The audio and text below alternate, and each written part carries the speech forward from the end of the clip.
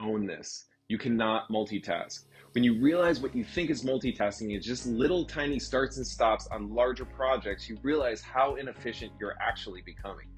Now, we all fall into the multitasking trap, and unfortunately, our society is kind of designed that way.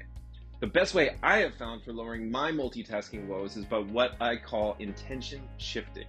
Similar to time boxing, I will look out over my week and intentionally design for big efforts I typically multitask on throughout the day.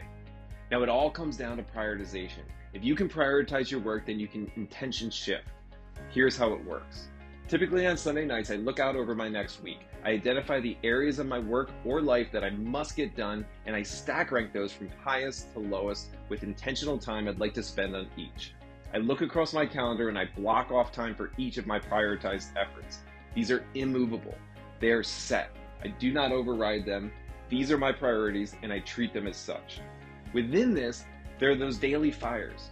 These are the issues that arise throughout any course of business that you didn't plan for. They came out of nowhere.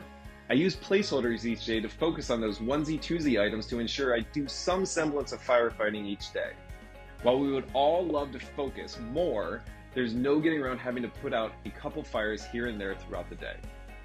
Be intentional with this and don't look too far out.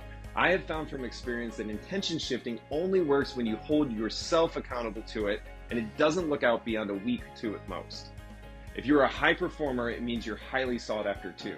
Set boundaries with your colleagues so that you prioritize what needs to get done. This practice of intention shifting has one last powerful benefit. It reduces overwhelm. When you've planned out your priorities and intentionally made the time, you can focus on your current priority without the anxiety of future dates looming in the back of your head.